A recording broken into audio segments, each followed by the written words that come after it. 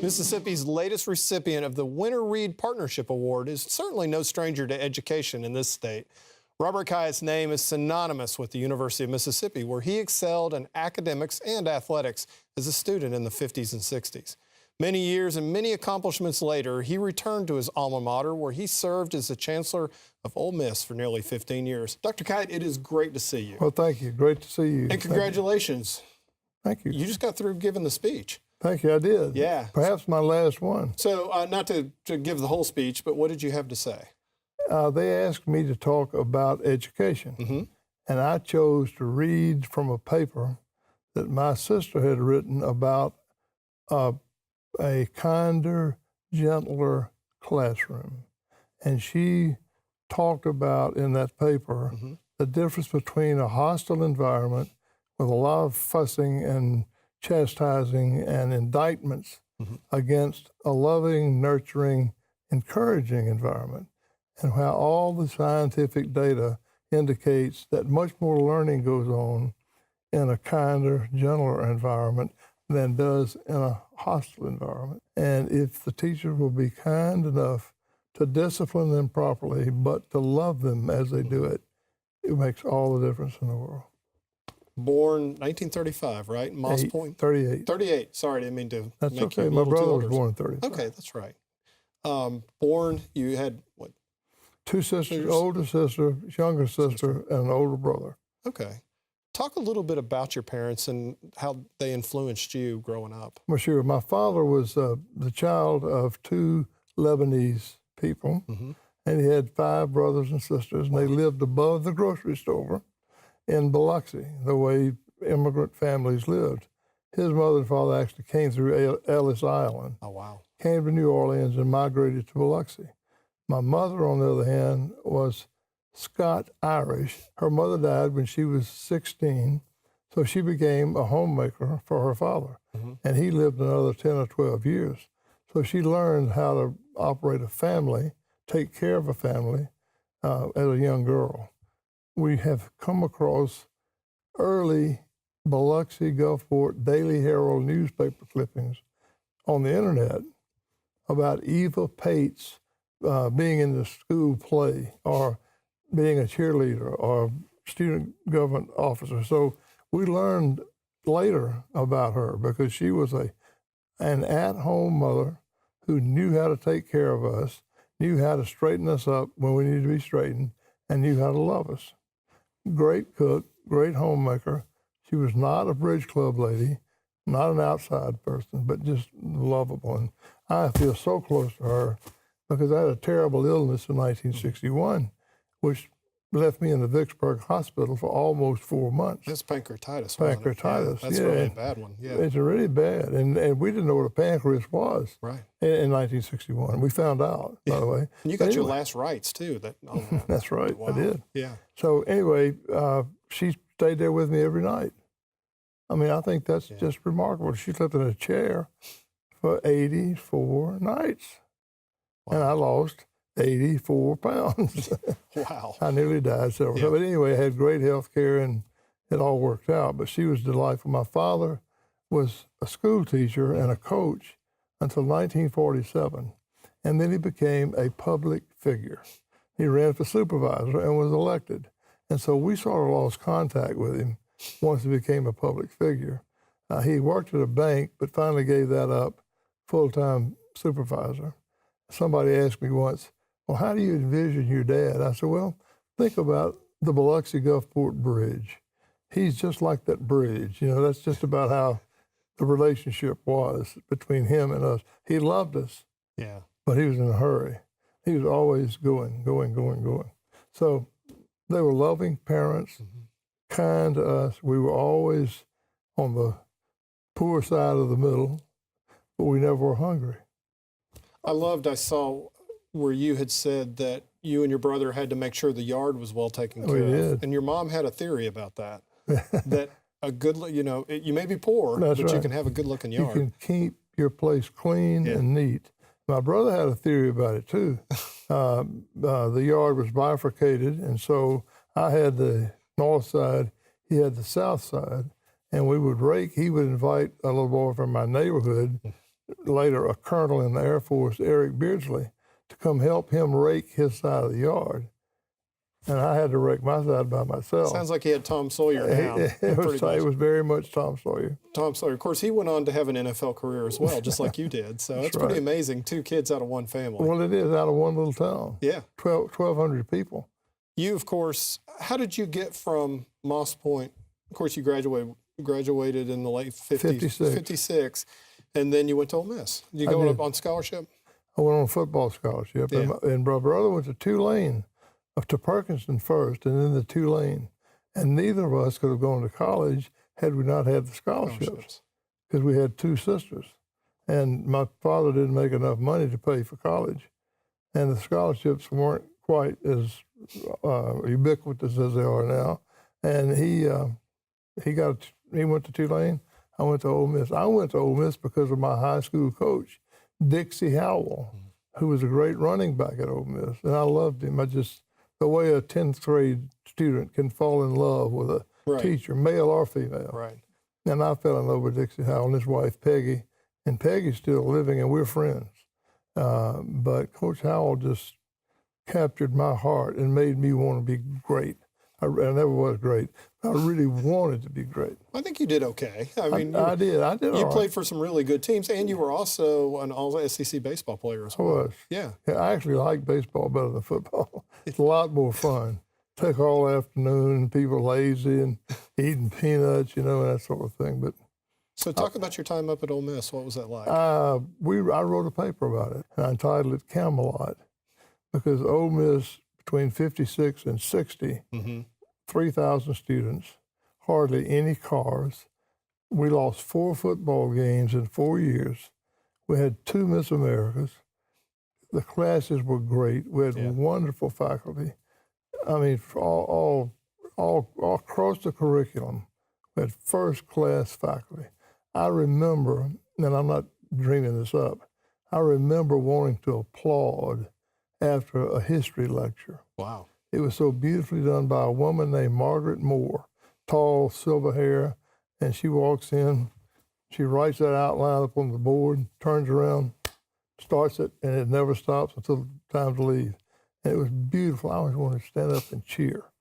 But that came later. Cheering faculty came later. Well, tell us a little bit about Professor Cyanide Jones. Professor C.N. Jones, affectionately known as Cyanide, taught freshman chemistry at Ole Miss.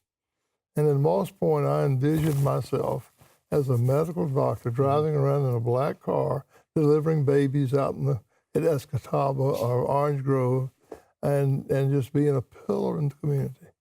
And I went to Ole Miss early to take general chemistry so I wouldn't have to miss football practice, because the labs were in the afternoon.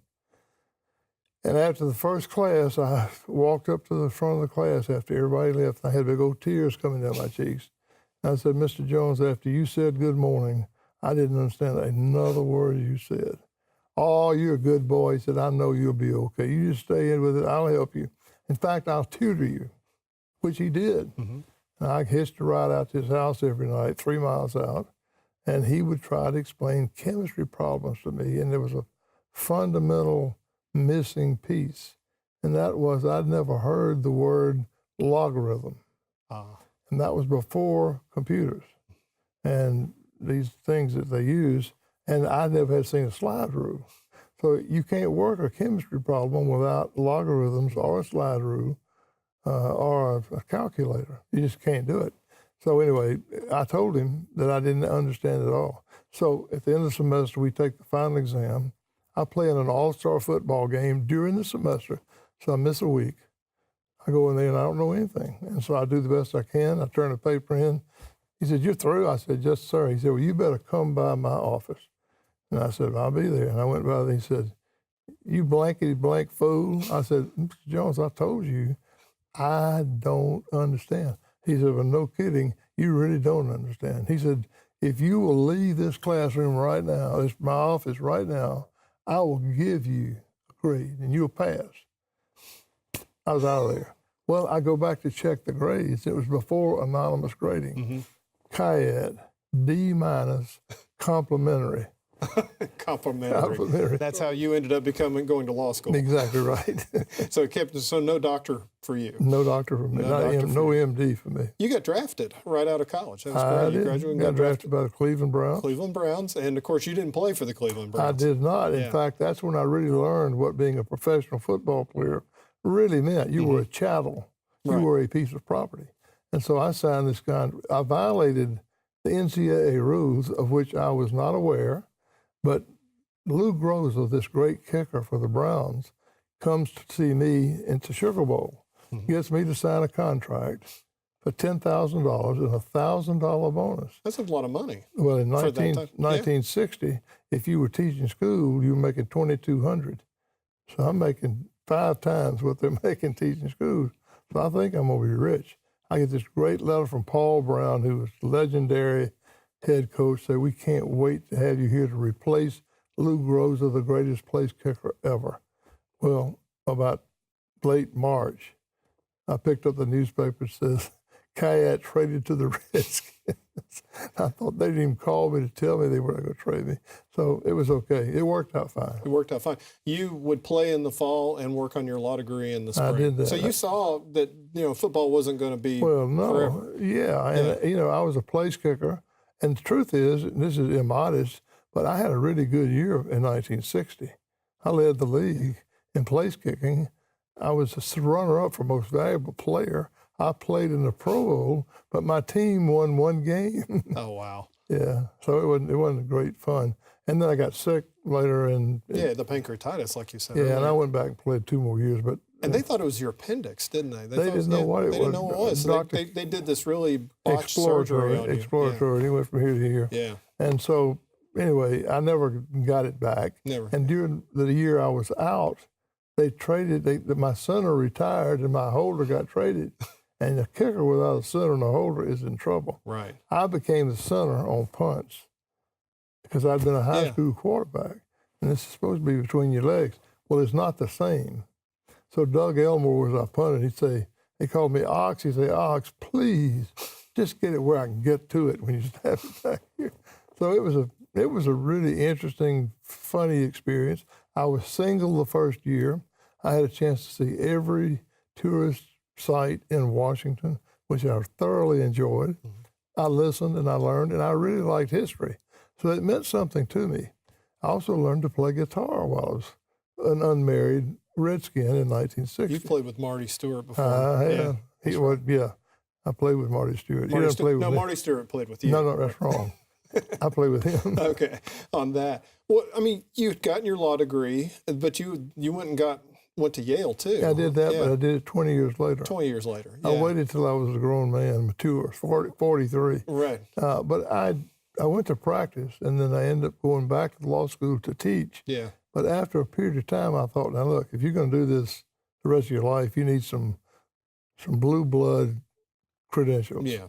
So I submitted an application for a Sterling Fellowship to Yale, and they awarded me one. And I found out after I was there that everybody there was smarter than I was and a lot younger. I was 43, but I had a lot of experience they didn't have. And so I was sort of like a character from the Smithsonian, all these little New England kids in there, and here I am. And the first day, this fellow Professor Katz, called on me for a criminal appeals case from Judge Cady's court. And I was kind of hamming it when I did this, but I said, Dr. Katz, I'll be glad to provide the information about this case, but I think you ought to know, I know everybody in this case except the defendant, who was a guy from Parchment. I said, I don't know him, but I know the judge and the prosecutor. Anyway, he said, well, please, Mr. Khayat, give us the case. So I did, but I became sort of a character of the Yale Law School. Yeah, they're like, what kind of crazy place is Mississippi, where everybody knows everybody? But even more important, nobody thinks of Mississippi. Yeah. I never heard Mississippi mentioned unless I mentioned it. And that's interesting because when you became chancellor, and I'm going to jump ahead here a little bit, but when you became chancellor, you had Burson Marsteller do an image a survey of Mississippi. And one of the things that really jumped out at me, and of course of the symbols too, nobody thought of Mississippi. That's exactly right. They called 500 people, Yeah. oh, excuse me, 1,500 people within 500 miles Yeah. of Oxford and asked about Virginia, North Carolina, Georgia, Ole Miss, and Arkansas State, which is the best of the group. And they picked Alabama Really? over North Carolina and Virginia. Really? And then the next question is why? Football. Bear Bryant. Yeah. And so, and then what about Ole Miss? I don't think of Ole Miss. I mean, the vast majority of them never considered us. So I knew we had work to do. 1993, you'd been teaching in the law school. 1993 comes around, you were up for the job as head of law school. Yeah, I was nominated, yeah. And you were voted down. Not only voted down, I was voted by the faculty as being unacceptable. Yeah. And that had to hurt. It hurt, yeah. Well, mostly it was embarrassing because I can tell you, if you hang around a university a little while, you realize that being a dean is not a good job because you work for everybody. Yeah. And you don't have any authority. You work for the chancellor, the provost, the faculty, the alumni, and the students. And you're right there in the middle of it. Yeah. So I was lucky that I wasn't chosen. But say it worked out really well. 2 years later, you were named chancellor. I was. Yeah. I mean, it's just incredibly. And now you get to walk by the law school and it's got your name on it. Got my name on it, which is also amazing. Yeah. And I tried to get John Grisham to let us put his name up there, and he wouldn't do it. He said, "I'm making my." I didn't ask him. Yeah. I didn't ask my friends to give money. Right. I talked to people who I wasn't really close to about it, or if a friend called and said, "What do you need?" I'd tell them. But I didn't go out asking John Grisham or anybody else to do that. But he just said he was going to do it, but he wanted my name on the building.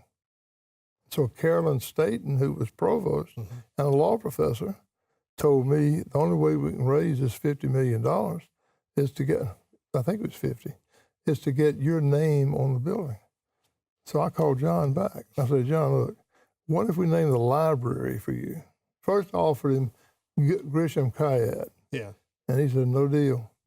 And he's pretty straightforward, you know. And so I called him back and I said, how about the Grisham Library? He said, okay. Wow.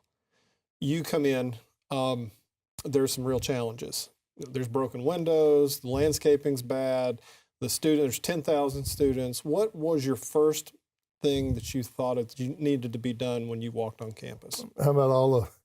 Yeah, like Bill Cosby said. Yeah, all of it. All of it. So anyway, we had to do something about enrollment. Right. But we also had to do something about the campus because there's an old saying that a first impression is made only once. Right. So if you came onto a campus that was run down and dirty and everybody's dragging around and the workers are all dressed in sloppy clothes and the students don't have to go to class on Friday because the faculties don't teach on Friday, we had bad morale. And so I knew we had to do something about the way the place looked, the number of students we had, because funding, and I would like to do this a little bit more slowly. Yeah.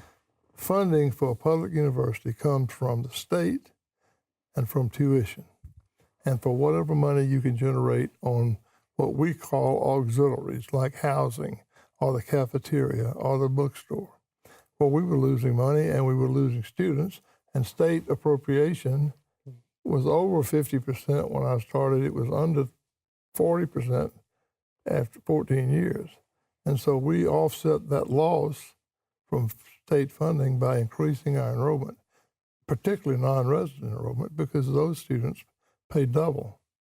And so we were able to subsidize the educational cost for Mississippians with non-resident tuition. It's totally legal and moral, but we did it, and the enrollment went from, between 91 and 95, it went from 11,000 to 10,000, and it was going down. Yeah. That's why we had Burson Marsteller tell us, how are we perceived? And we found out what we found out. Right. And so we started with 10,181 students. But you never forget that number. And when I left, we were a little over 18,000. Wow. And we had become very efficient. I told the group I spoke to today, a group of people who support education, is that we always telling people we need money, and of course we always do, and who doesn't? But if you're efficient, you need less because you can spend what you have more effectively. And so I made some good choices. I made some bad choices, but I made some good choices. One was to get an independent auditor named Rex Deloach. And I said, you need to teach me this budget. I'm not an accountant. I don't understand it, and I need to understand it. Well, he wrote me a 36-page booklet, A, B, C, D, E, F, G. I understood. And I understood we were losing money hand over fist. And so we changed the person who'd been the CFO retired, and I put Rex in that position, and he just turned it upside down, and we started making money. You also, one of your goals was to get a Phi Beta Kappa chapter there, which was not easy to do. No, to do that, and then the Honors College. That's right. What I wanted to do, the first question, let me get back up. Okay. The first question asked me by the college board, Nan Baker, who was the chair, and she said, Dr. Khayat, what is your vision for the University of Mississippi? And to myself, I'm thinking, oh, my Lord. What do I'm from Moss Point. What do I know about it? I said, and this is right out, I said, to be perceived as one of America's great public universities. And I want us to perceive ourselves that way and strive to be one of those. And when I was asked about it by people who were cynical or suspect, what do you mean? I said, I mean Michigan, I mean Virginia, I mean North Carolina, I mean Georgia, I mean Texas. I mean, I could name you a lot of great public universities, and we want to be one of them. And so that was the goal. And Phi Beta Kappa was an acknowledgement that the academic programs were strong enough to support a chapter. And it's by vote of the member institution representatives. And we had lost we had been declined 3 consecutive times between 1980 and 1995. So, being a Mississippi boy, I get on the phone and call the head of Phi Beta Kappa, and I say, I need to come see you, Dr. Ford, Doug Ford, F-O-A-R-D.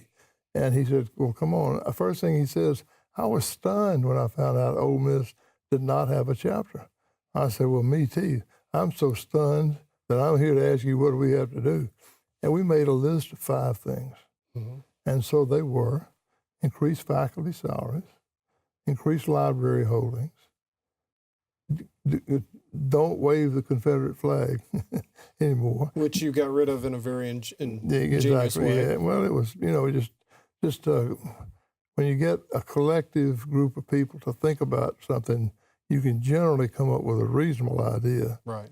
But anyway, we had sort of a platform, is what they gave us at Phi Beta Kappa. One was an honors college. So my first request for serious funding was from Jim Barksdale and Sally Barksdale for funding for an honors college. And they loved the idea, and they did it, and they've added to it, and it transformed our university. And all of a sudden, we were getting the best students from Texas and Tennessee and Georgia and Florida and Illinois and Mississippi. And one of the presidents of Millsaps told me, you are killing us with that. I said, we don't want to kill Millsaps. Millsaps is a good school, and we need it.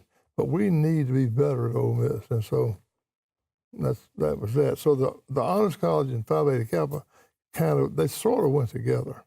And the outcome was all positive. And we've had probably over 2,000 students now earn Phi Beta Kappa keys.